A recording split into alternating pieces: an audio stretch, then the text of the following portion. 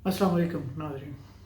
आज का हमारा वीडियो का टॉपिक है कि मौलाना फजलुर रहमान साहब का गवर्नमेंट को वार्निंग जो दी है, उन लोग फजलुर रहमान साहब ने कुछ वार्निंग दी है उसके मतलब। तो इस वार्निंग में क्या कहा गया है, इस टॉपिक पे डिस्कस करते हैं। पहले मैं आपसे रिक्वेस्ट करना चाहता हूँ कि मेरे चैनल को सब्सक्राइब कर लीजिए और बेल आइकन का बटन प्रेस कर दीजिए ताकि हर आने वाली वीडियो का नोटिफिकेशन आपके मोबाइल स्क्रीन पे शो हो सके। तो मौलाना फजलुर रहमान साहब जो है चार सदा में, जो उनके जमीयत उलमा इस्लाम के बानी हैं, JUI फे के, उन्होंने मौलाना फजलुर रहमान साहब ने कहा है कि ये गवर्नमेंट जो है, हम ये धरना देने जा रहे हैं और दिसंबर तक ये गवर्नमेंट अपने वजूद में नहीं रहेगी। मतलब ये गवर्नमेंट गिरा चुके होंगे। अब गवर्नमेंट कैसे गिराएंगे और गवर्नमेंट को ये कैसे टफ टाइम देने जा रहे हैं, ये धरने करने जा रहे हैं, सियासी कंडीशन जो है, सियासी मुखालफत करने जा रहे हैं तहरीक इंसाफ की जो गवर्नमेंट है उनकी। इवन के अपने इनके जो कुछ उलमा हैं, ऑपोजिशन पार्टी, जो ऑपोजिशन पार्टी के रहनुमा हैं, वो भी इनसे इख्तिलाफ राय रखते हैं, जिसके बावजूद ये अपनी बात पर डटे हुए हैं कि हमने गवर्नमेंट को घर भेजना है। ये गवर्नमेंट कठपुतली हुकूमत जो है चला रही है, इनके हाथ में कुछ नहीं है, ये किसी के कहने पे जो भी काम होता है वो कर रही है। तो पाकिस्तान डेमोक्रेटिक मूवमेंट जो है, PDM जो है, उसने गवर्नमेंट को एक अपना मैसेज दिया है कि ये गवर्नमेंट दिसंबर तक ख़त्म होने वाली है। उनका वाज़ेह पैगाम आ चुका है कि हम इस गवर्नमेंट को ख़त्म कर देंगे।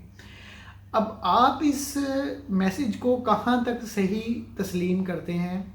आया कि आप कहते हैं कि ये बंदा जो है वो सही कह रहा है, जो कि 2 दफ़ा कश्मीर कमेटी का चेयरमैन रह के इसने कश्मीर के बारे में कोई बात ना की हो, जिन पे करप्शन के इल्ज़ाम लगे हों, ये उस पार्टी से वाबस्ता हैं।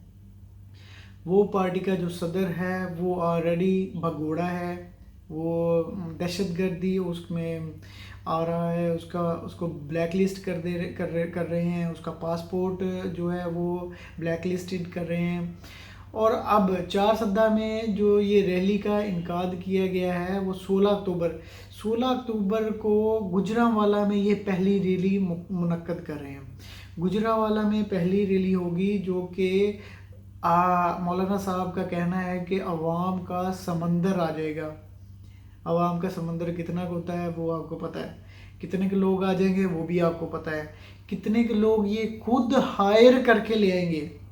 मैं ये बात अपने फुल होशोवास में कह रहा हूँ कि ये लोगों को ख़रीद के डेली बेसिस, डेली वेज पे लेके आते हैं कि हाँ भी हमारी पार्टी का जलसा है, वहाँ पे आके आप रिप्रेजेंट करें। आपने करना कुछ नहीं है, वहाँ पे जाके खड़े रहना है, बातें सुननी है, ताड़ियाँ बजा देनी है या शोर शराबा कर देना है, बस। तो फजल रहमान साहब कह रहे हैं कि ये रैली में अवाम का समंदर आएगा और इन्होंने रिक्वेस्ट की थी कि गुजरांवाला में इनको स्टेडियम दिया जाए जिसमें ये अवाम का समंदर लेके जाएं और वहाँ पे अपना जलसा कर सकें। अब इन जलसों का मकसद सिर्फ़ और सिर्फ ये है कि गवर्नमेंट को घर भेजना। अब गवर्नमेंट को घर भेजना, ये कहते हैं कि गवर्नमेंट ये इस काबिल नहीं है, ये करप्ट गवर्नमेंट है। इवन के ये सारे इल्ज़ामात इन लोगों पे ऑलरेडी लग चुके हुए हैं।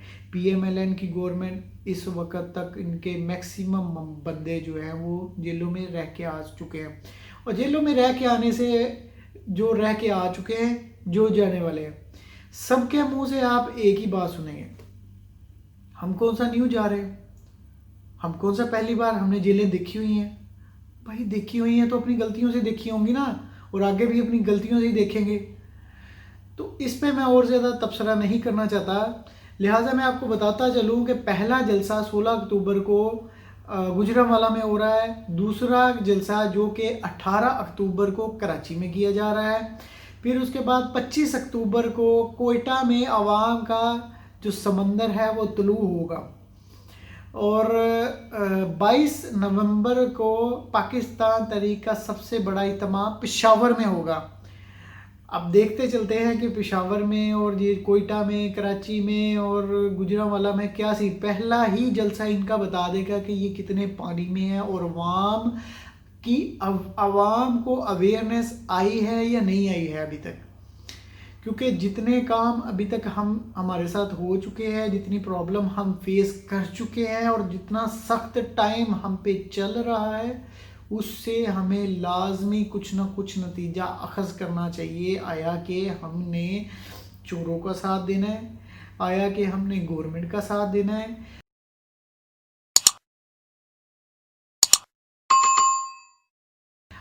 आपके पास, आपकी राय में मुझे ये बताते चले कि आपकी राय में आपके पास और कौन सा ज़रिया है जिसको आप बरूए कार ला सकते हैं।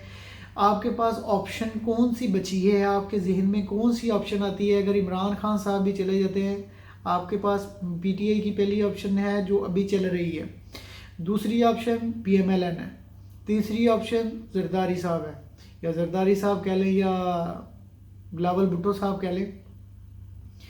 बिलावल जद्दारी बनते हैं वैसे तो, बिलावल भुट्टो तो कहना सरासर गलत है। तो JUI के सरबराह साहब जो हैं, जो मौलाना फजलुर रहमान साहब हैं, इन्होंने अपने जो मौक़िफ़ बयान किया, जो अपने जलसों जुलूसों का स्केड्यूल दे दिया है, इसके मुताबिक ये कह रहे हैं कि गवर्नमेंट जो है वो दिसंबर तक अपने घरों में चली जाएगी। तो ये बयानिया जो हुकूमत के ख़िलाफ़ है, कितने % सही है, आप इसके मुतल्लिक़ क्या कहना चाहेंगे? पाकिस्तानी डेमोक्रेटिक मूवमेंट जो है वो इस हुकूमत को दिसंबर तक घर भेज देगी, ये कैसे हो सकता है, कैसे पॉसिबल है? वो सिलेक्ट हो गए हैं और अब ये भी बात है कि अवाम के ऊपर इस वक्त कुछ महंगाई आई हुई है, अवाम इस चीज़ से परेशान है।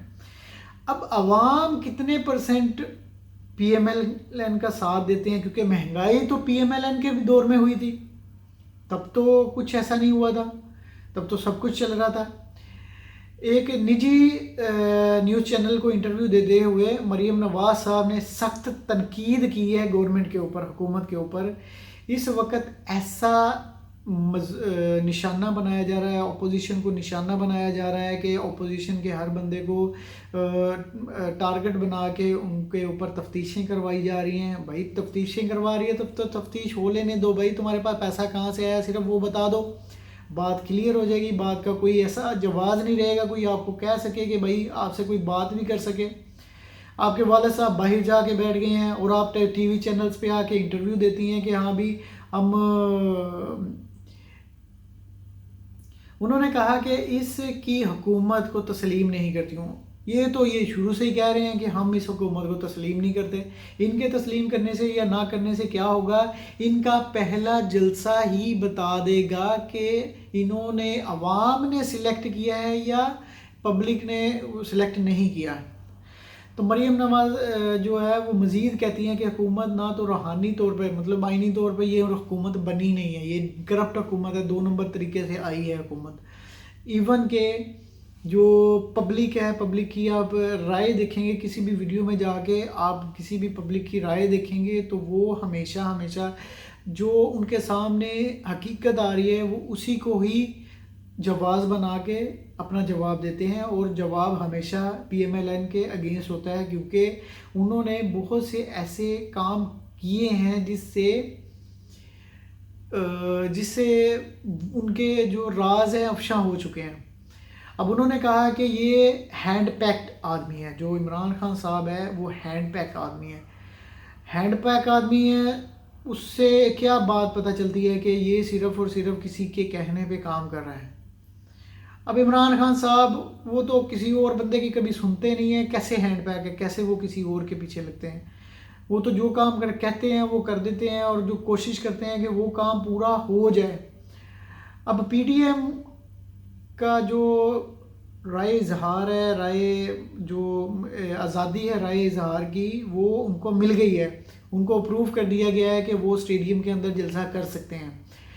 अब लेकिन उनको SOPs का लाजमी तौर पे ख्याल रखना पड़ेगा कि कोई ऐसी जो SOPs हैं उनको अगर फॉलो नहीं किया जा रहा तो उन पे कानूनी एक्शन लिया जा सकता है। अब होगा क्या कि ये लोग कुछ आवाम को इकट्ठी करेंगे, बाद में कहेंगे कि ये हमने कोरोना वायरस की वजह से इतने लोग इकट्ठे नहीं किए। अब होगा, ये लाजिम बात है, क्योंकि इनके पास वहाँ पे जगह भी इतनी नहीं होगी और उतने बंदे भी नहीं आएंगे कि जो वो ये शो कर सकें कि हाँ जी इतनी आवाम हमारे साथ है। गरीब से गरीब आदमी भी इस चक्की में पिस चुका है और उनको भी अंदाज़ा हो चुका है कि ये पीडीएम, जमात इस्लामी, मौलाना फजलुर रहमान साहब जो कहते हैं और जो ये करते हैं, मरीम नवाज साहिबा जो कहती थी कि मेरी तो पाकिस्तान में क्या, यूके में क्या, पाकिस्तान में कोई जायदाद नहीं है, तो इनकी जायदादें पता नहीं कहाँ कहाँ से निकल आई हैं। तो अब आपकी राय का क्या, आपकी राय में क्या ख्याल है कि गवर्नमेंट जो है वो दिसंबर तक जाने वाली है? अपनी राय का इजहार कीजिए कमेंट बॉक्स में और मेरे चैनल को सब्सक्राइब कर लीजिए और बेल आइकन का बटन प्रेस कर दीजिए ताकि हर आने वाली वीडियो का नोटिफिकेशन आपको मोबाइल स्क्रीन पे शो हो सके। अस्सलाम वालेकुम।